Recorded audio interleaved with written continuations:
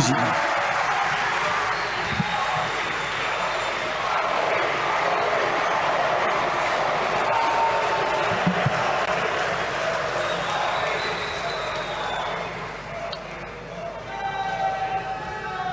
लोकमान्य टिळकांची आज 103वी पुण्यतिथी आहे। देशाला अनेक महानायक देण्याच्या महाराष्ट्राच्या भूमीला मी कोटी कोटी वंदन करते।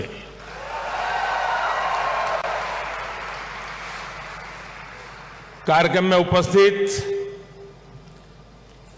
आदरणीय श्री शरद पवार जी, राज्यपाल श्रीमान रमेश बैस जी, महाराष्ट्र के मुख्यमंत्री श्रीमान एकनाथ शिंदे जी, उप मुख्यमंत्री श्रीमान देवेंद्र फडणवीस जी, उप मुख्यमंत्री श्रीमान अजीत पवार जी, ट्रस्ट के अध्यक्ष श्रीमान दीपक तिलक जी, पूर्व मुख्यमंत्री मेरे मित्र श्रीमान सुशील कुमार शिंदे जी, तिलक परिवार के सभी सम्मानित सदस्यगण एवं उपस्थित भाई और बहनों, आज का ये दिन मेरे लिए बहुत अहम है। मैं यहां आकर जितना उत्साहित हूं उतना ही भावुक भी हूं। आज हम सब के आदर्श और भारत के गौरव बाल गंगाधर तिलक जी की पुण्यतिथि है। साथ ही आज अन्ना भाऊ साठे जी की जन्म जयंती भी है। लोकमान्य तिलक जी तो हमारे स्वतंत्रता इतिहास के माथे के तिलक है।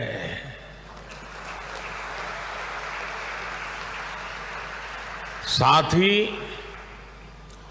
अन्ना भाऊ ने भी समाज सुधार के लिए जो योगदान दिया वह अप्रतिम है, असाधारण है। मैं इन दोनों ही महापुरुषों के चरणों में श्रद्धापूर्वक नमन करता हूं। आज या महत्वाच्या दिवशी मला पुण्याच्या या पावन भूमीवर महाराष्ट्राच्या धर्तीवर येण्याची संधी मिळाली, हे माझे भाग्य आहे।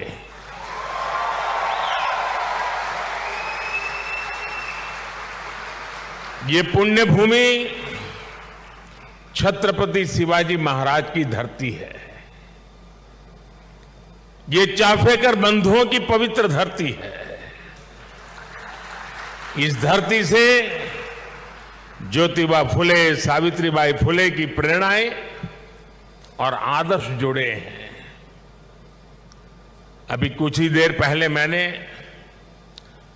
दगड़ू सेठ मंदिर में गणपति जी का आशीर्वाद भी लिया। ये भी पुणे जिले के इतिहास का बड़ा दिलचस्प पहलू है। दगड़ू सेठ पहले व्यक्ति थे जो तिलक जी के आह्वान पर गणेश प्रतिमा की सार्वजनिक स्थापना में शामिल हुए थे। मैं इस धरती को प्रणाम करते हुए इन सभी महान विभूतियों को श्रद्धापूर्वक नमन करता हूं। साथियों, आज पुणे में आप सबके बीच मुझे जो सम्मान मिला है, ये मेरे जीवन का एक अविस्मरणीय अनुभव है। जो जगह, जो संस्था सीधे तिलक जी से जुड़ी रही हो, उसके द्वारा लोकमान्य तिलक नेशनल अवार्ड मिलना मेरे लिए सौभाग्य की बात है। मैं इस सम्मान के लिए हिंद स्वराज संघ का और आप सभी का पूरी विनम्रता के साथ हृदय से आभार व्यक्त करता हूं। और मैं ये भी कहना चाहूंगा, अगर ऊपर ऊपर से थोड़ा नजर करें तो हमारे देश में काशी और पुणे दोनों की एक विशेष पहचान है। विद्वत्ता यहां पर चिरंजीव है, अमरत्व को प्राप्त हुई है।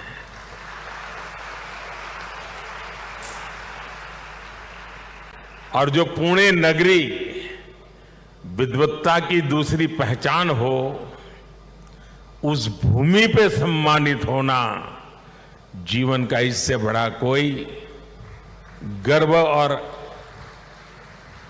संतोष की अनुभूति देने वाली घटना नहीं हो सकती है। लेकिन साथियों, जब कोई अवार्ड मिलता है तो उसके साथ ही हमारी जिम्मेदारी भी बढ़ जाती है। आज जब उस अवार्ड से तिलक जी का नाम जुड़ा हुआ हो तो दायित्व बोध और भी कई गुना बढ़ जाता है। मैं लोकमान्य तिलक नेशनल अवार्ड को 140 करोड़ देशवासियों के चरणों में समर्पित करता हूं।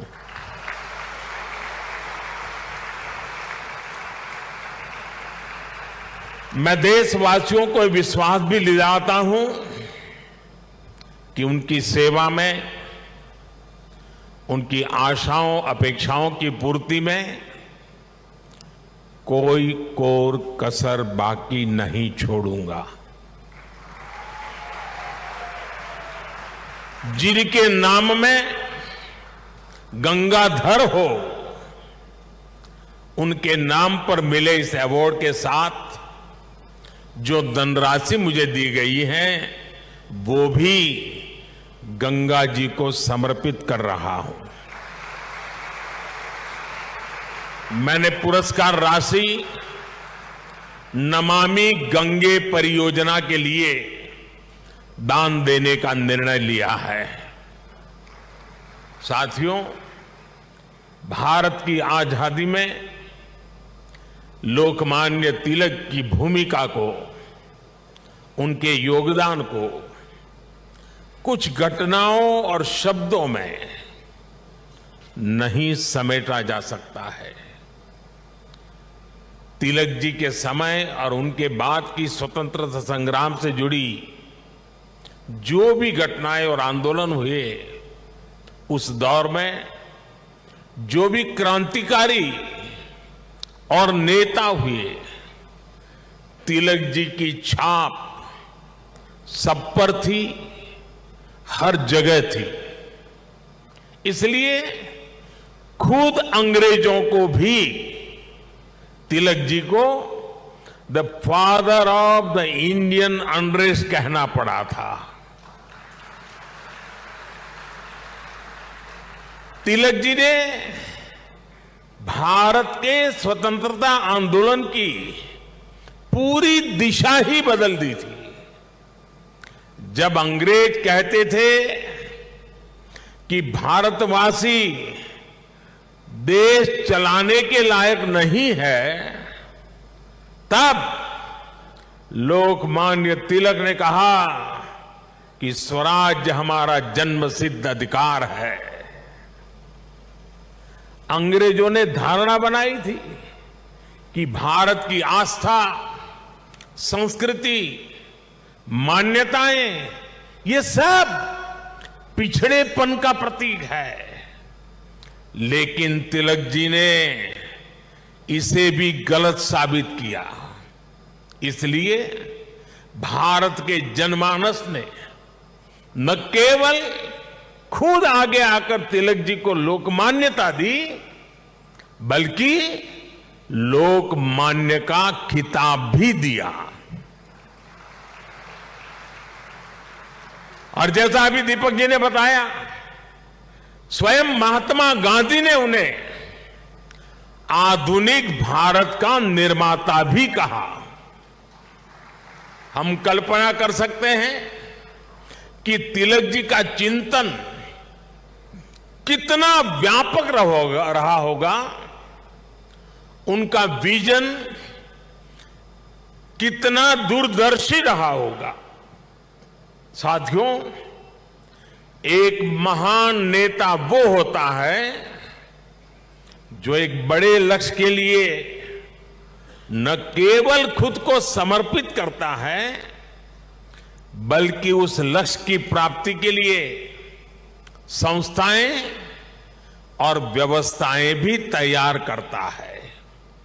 इसके लिए हमें सबको साथ लेकर आगे बढ़ना होता है, सबके विश्वास को आगे बढ़ाना होता है।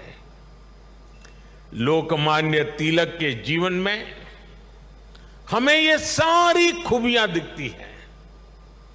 उन्होंने अंग्रेजों ने जब उन्हें जेल में डाला, उन पर अत्याचार हुए, उन्होंने आजादी के लिए त्याग और बलिदान की पराकाष्ठा की। लेकिन साथ ही उन्होंने टीम स्पिरिट के, सहभाग और सहयोग के अनुकरणीय उदाहरण भी पेश किए। लाला लाजपत राय और बिपिन चंद्र पाल के साथ उनका विश्वास, उनकी आत्मीयता भारतीय स्वतंत्रता संग्राम का स्वर्णिम अध्याय है। आज भी जब बात होती है तो लाल, बाल, पाल के तीनों नाम एक त्रिशक्ति के रूप में याद किए जाते हैं। तिलक जी ने उस समय आजादी की आवाज को बुलंद करने के लिए पत्रकारिता और अखबार की अहमियत को भी समझा। अंग्रेजी में तिलक जी ने, जैसा शरद राव ने कहा, द मराठा साप्ताहिक शुरू किया। मराठी में गोपाल गणेश अगरकर और विष्णु शास्त्री चिपलुंकर जी के साथ मिलकर उन्होंने केसरी अखबार शुरू किया। 140 से भी ज्यादा समय से केसरी अनवरत आज भी महाराष्ट्र में छपता है, लोगों के बीच पढ़ा जाता है। ये इस बात का सबूत है कि तिलक जी ने कितनी मजबूत नींव पर संस्थाओं का निर्माण किया था। साथियों, संस्थाओं की तरह लोकमान्य तिलक ने परंपराओं को भी पोषित किया। उन्होंने समाज को जोड़ने के लिए सार्वजनिक गणपति महोत्सव की नींव डाली। उन्होंने छत्रपति शिवाजी महाराज के साहस और आदर्शों की ऊर्जा से समाज को भरने के लिए शिव जयंती का आयोजन शुरू किया। ये आयोजन भारत को सांस्कृतिक सूत्र में पिरोने के अभियान भी थे और इनमें पूर्ण स्वराज की संपूर्ण संकल्पना भी थी। यही भारत की समाज व्यवस्था की खासियत रही है। भारत ने हमेशा ऐसे नेतृत्व को जन्म दिया है जिसने आजादी जैसे बड़े लक्ष्यों के लिए भी संघर्ष किया और सामाजिक बुराइयों के खिलाफ नई दिशा भी दिखाई। आज की युवा पीढ़ी के लिए यह बहुत बड़ी सीख है। भाइयों और बहनों, लोकमान्य तिलक इस बात को भी जानते थे कि आजादी का आंदोलन हो या राष्ट्र निर्माण का मिशन, भविष्य की जिम्मेदारी हमेशा युवाओं के कंधों पर होती है। वो भारत के भविष्य के लिए शिक्षित और सक्षम युवाओं का निर्माण चाहते थे। लोकमान्य में युवाओं की प्रतिभा पहचानने की जो दिव्य दृष्टि थी, इसका एक उदाहरण हमें वीर सावरकर से जुड़े घटनाक्रम में मिलता है।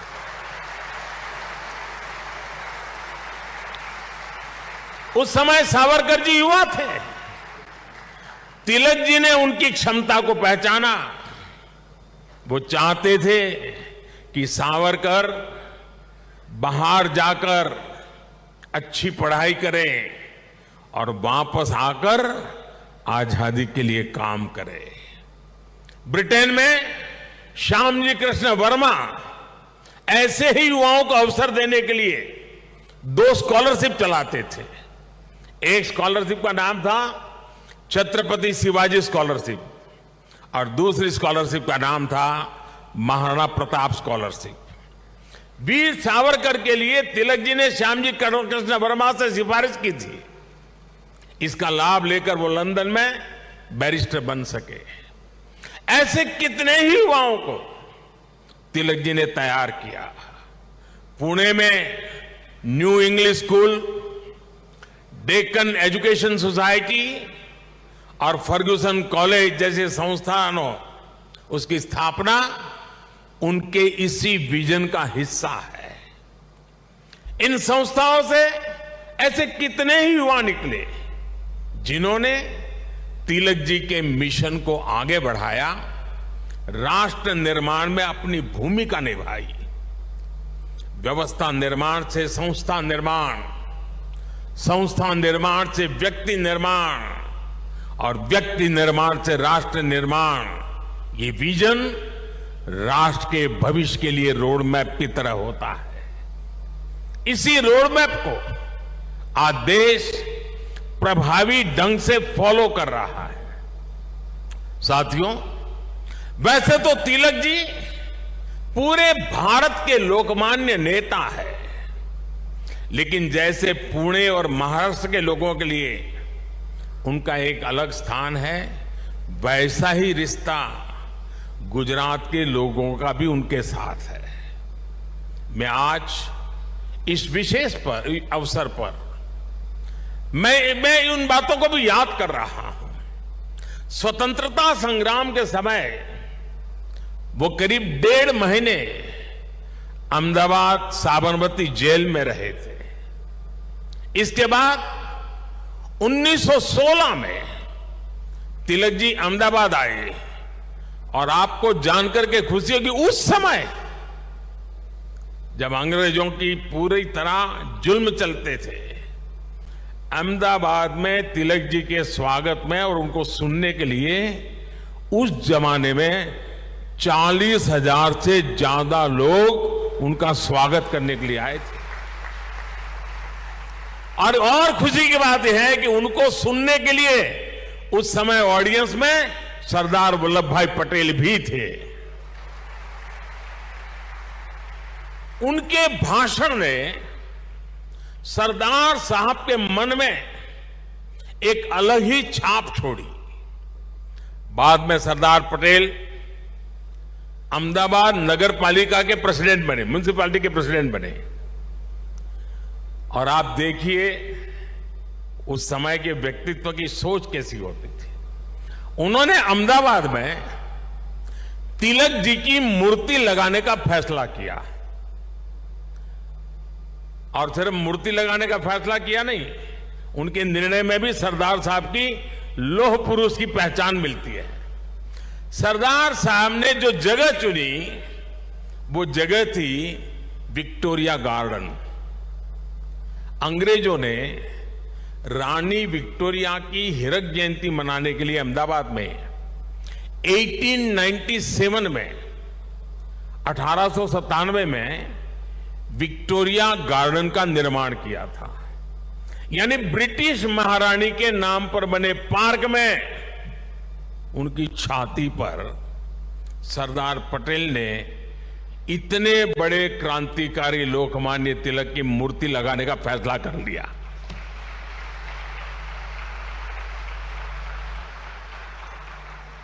और उस समय सरदार साहब पर इसके खिलाफ कितना ही दबाव पड़ा, उन्हें रोकने की कोशिश हुई, लेकिन सरदार तो सरदार थे। सरदार ने कह दिया वो अपना पद छोड़ देना पसंद करेंगे, लेकिन मूर्ति तो वहीं पर लगेगी। और वो मूर्ति बनी और 1929 में उसका लोकार्पण महात्मा गांधी ने किया। अहमदाबाद में रहते हुए मुझे कितनी ही बार उस पवित्र स्थान पर जाने का मौका मिला है और तिलक जी की प्रतिमा के सामने सर झुकाने का अवसर मिला है। वो एक अद्भुत मूर्ति है जिसमें तिलक जी विश्राम मुद्रा में बैठे हुए हैं। ऐसा लगता है जैसे वो स्वतंत्र भारत के उज्जवल भविष्य की ओर देख रहे हैं। आप कल्पना करिए, गुलामी के दौर में भी सरदार साहब ने अपने देश के सपूत के सम्मान में पूरी अंग्रेजी हुकूमत को चुनौती दे दी थी। और आज की स्थिति देखिए, अगर आज हम किसी एक सड़क का नाम भी किसी विदेशी आक्रांता की जगह कर बदलकर भारतीय विभूति पर रखते हैं तो कुछ लोग उस पर हल्ला मचाने लग जाते हैं।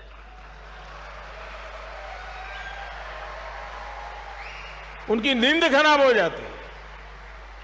साथियों, ऐसा कितना ही कुछ है जो हम लोकमान्य तिलक के जीवन से सीख सकते हैं। लोकमान्य तिलक गीता में निष्ठा रखने वाले व्यक्ति थे। वो गीता के कर्मयोग को जीने वाले व्यक्ति थे। अंग्रेजों ने उन्हें रोकने के लिए उन्हें भारत के दूर पूरब में मांडले की जेल में डाल दिया, लेकिन वहां भी तिलक जी ने गीता का अपना अध्ययन जारी रखा। उन्होंने देश को हर चुनौती से पार पाने के लिए गीता रहस्य के जरिए कर्मयोग की सहज समझ दी, कर्म की ताकत से परिचित करवाया। साथियों, बाल गंगाधर तिलक जी के व्यक्तित्व के एक और पहलू की तरफ मैं आज देश के युवा पीढ़ी का ध्यान आकर्षित करना चाहता हूं। तिलक जी की एक बड़ी विशेषता थी कि वो लोगों को खुद पर विश्वास करने के बड़े आग्रही थे और करना सिखाते थे। वो उन्हें आत्मविश्वास से भर देते थे। पिछली शताब्दी में जब लोगों के मन में ये बात बैठ गई थी कि भारत गुलामी की बेड़ियां नहीं तोड़ सकता, तिलक जी ने लोगों को आजादी का विश्वास दिया। उन्हें हमारे इतिहास पर विश्वास था, उन्हें हमारी संस्कृति पर विश्वास था, उन्हें अपने लोगों पर विश्वास था, उन्हें हमारे श्रमिकों उद्यमियों पर विश्वास था, उन्हें भारत के सामर्थ्य पर विश्वास था। भारत की बात आते ही कहा जाता था यहां के लोग ऐसे ही हैं, हमारा कुछ नहीं हो सकता। लेकिन तिलक जी ने हीन भावना के इस मिथक को तोड़ने का प्रयास किया, देश को उसके सामर्थ्य का विश्वास दिलाया। साथियों, अविश्वास के वातावरण में देश का विकास संभव नहीं होता। कल मैं देख रहा था, पुणे के ही एक सज्जन श्रीमान मनोज पोचाट जी ने मुझे एक ट्वीट किया है। उन्होंने मुझे 10 साल पहले की मेरी पुणे यात्रा को याद दिलाया है। उस समय जिस फर्गुसन कॉलेज की तिलक जी ने स्थापना की थी, उसमें मैंने तब के भारत में ट्रस्ट डेफिसिट की बात की थी। अब मनोज जी ने मुझे आग्रह किया है कि मैं ट्रस्ट डेफिसिट से ट्रस्ट सरप्लस तक की देश की यात्रा के बारे में बात करूं। मैं मनोज जी का आभार व्यक्त करूंगा कि उन्होंने इस अहम विषय को उठाया है। भाइयों और बहनों, आज भारत में ट्रस्ट सरप्लस पॉलिसी में भी दिखाई देता है और देशवासियों के परिश्रम में भी झलकता है। बीते 9 वर्षों में भारत के लोगों ने बड़े बड़े बदलावों की नींव रखी, बड़े बड़े परिवर्तन करके दिखाए। आखिर कैसे भारत दुनिया की 5वीं सबसे बड़ी अर्थव्यवस्था बन गया? ये भारत के लोग ही हैं जिन्होंने ये करके दिखाया। आज देश हर क्षेत्र में अपने आप पर भरोसा कर रहा है और अपने नागरिकों पर भी भरोसा कर रहा है। कोरोना के संकट काल में भारत ने अपने वैज्ञानिकों पर विश्वास किया और उन्होंने मेड इन इंडिया वैक्सीन बनाकर दिखाई और पुणे ने भी उसमें बड़ी भूमिका निभाई। हम आत्मनिर्भर भारत की बात कर रहे हैं क्योंकि हमें विश्वास है कि भारत ये कर सकता है। हम देश के आम आदमी को बिना गारंटी का मुद्रा लोन दे रहे हैं क्योंकि हमें उसकी ईमानदारी पर, उसकी कर्तव्य शक्ति पर विश्वास है। पहले छोटे छोटे कामों के लिए आम लोगों को परेशान होना पड़ता था। आज ज्यादातर काम मोबाइल पर एक क्लिक पर हो रहे हैं। कागजों को अटैच करने के लिए आपके अपने हस्ताक्षर पर भी आज सरकार विश्वास कर रही है। इससे देश में एक अलग माहौल बन रहा है, एक सकारात्मक वातावरण तैयार हो रहा है और हम देख रहे हैं कि विश्वास से भरे हुए देश के लोग देश के विकास के लिए कैसे खुद आगे बढ़कर काम कर रहे हैं। स्वच्छ भारत आंदोलन को इस जन विश्वास ने ही जन आंदोलन में बदला। बेटी बचाओ बेटी पढ़ाओ अभियान को इस जन विश्वास ने ही जन आंदोलन में बदला। लाल किले से मेरी एक पुकार पर कि जो सक्षम हैं उन्हें गैस सब्सिडी छोड़नी चाहिए, लाखों लोगों ने गैस सब्सिडी छोड़ दी थी। कुछ समय पहले ही कई देशों का एक सर्वे हुआ था। इस सर्वे में सामने आया कि जिस देश के नागरिकों को अपनी सरकार में सबसे ज्यादा विश्वास है, उस सर्वे ने बताया उस देश का नाम भारत है। ये बदलता हुआ जनमानस, ये बढ़ता हुआ जनविश्वास भारत के जन जन की प्रगति का माध्यम बन रहा है। साथियों, आज आजादी के 75 वर्ष बाद देश अपने अमृतकाल को कर्तव्य काल के रूप में देख रहा है। हम देशवासी अपने अपने स्तर से देश के सपनों और संकल्पों को ध्यान में रखकर काम कर रहे हैं। इसलिए आज विश्व भी भारत में भविष्य देख रहा है। हमारे प्रयास आज पूरी मानवता के लिए एक आश्वासन बन रहे हैं। मैं मानता हूं कि लोकमान्य आज जहां भी उनकी आत्मा होगी वो हमें देख रहे हैं, हम पर अपना आशीर्वाद बरसा रहे हैं। उनके आशीर्वाद से, उनके विचारों की ताकत से हम एक सशक्त और समृद्ध भारत के अपने सपने को जरूर साकार करेंगे। मुझे विश्वास है हिंद स्वराज संघ तिलक के आदर्शों से जन जन को जोड़ने में इसी प्रकार आगे आकर के अहम भूमिका निभाता रहेगा। मैं एक बार फिर इस सम्मान के लिए आप सभी का आभार प्रकट करता हूं। इस धरती को प्रणाम करते हुए, इस विचार को आगे बढ़ाने में जुड़े हुए सबको प्रणाम करते हुए मैं मेरी वाणी को विराम देता हूं। आप सबका बहुत बहुत धन्यवाद।